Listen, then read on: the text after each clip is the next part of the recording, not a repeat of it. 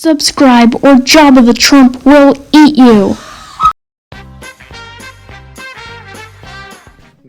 Plan to contain the coronavirus in the U.S.? We do have a plan, and we think it's going to be handled very well. We've already handled it very well. CDC has been terrific, very great professionals, and we're in very good shape. And I think China's in very good shape also. Very good shape also.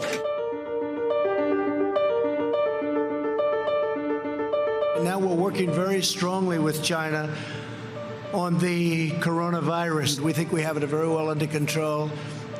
We have very little problem in this country at this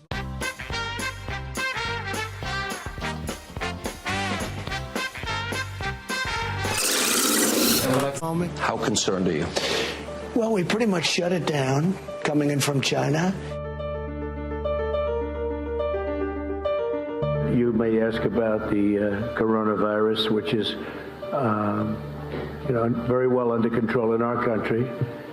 We have very few people with it, and the people that have it are, in all cases, I have not heard anything other.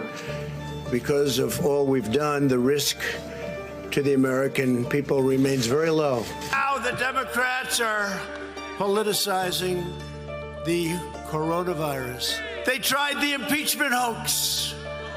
That was on a perfect conversation. And this is their new hoax. And we're the #1 travel destination anywhere in the world.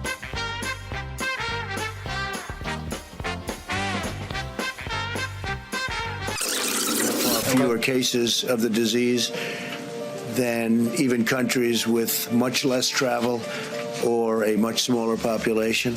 A vaccine could not work. You take a solid flu vaccine, you don't think that would have an impact or much of an impact on corona? No.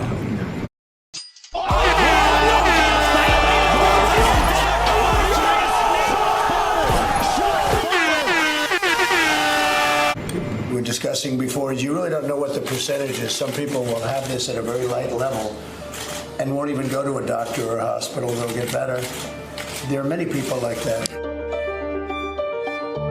Then we made the changes.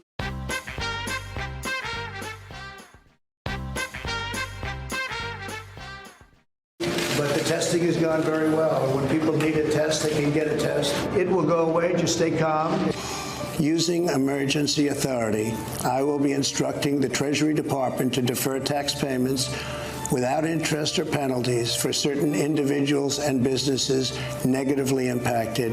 Because of what I did and what the administration did with China, we have 32 deaths at this point. Other countries that are smaller countries have many, many deaths.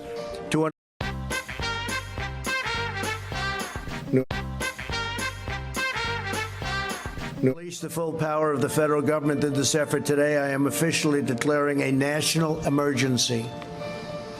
Two very big words. There's a very contagious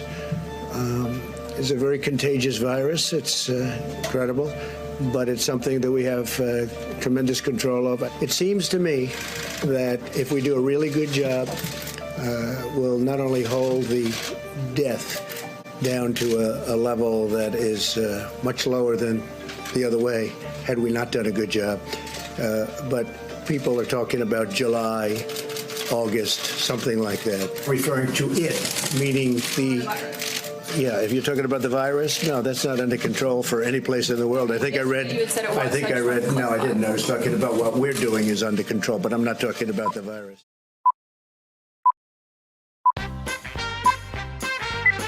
One eternity later. There is turmoil at the CDC, controversy at the FDA, and reporters digging to find out why keep getting directed to the White House. That turmoil comes as the president and top allies paint a coronavirus picture that doesn't quite match the coronavirus reality. Let's look at the latest trends, and let's start with our 50-state trend map. 18 states right now, that's the red and the orange. You see a lot of them out here in Middle America reporting more cases today than a week ago. 18 states trending in the wrong direction.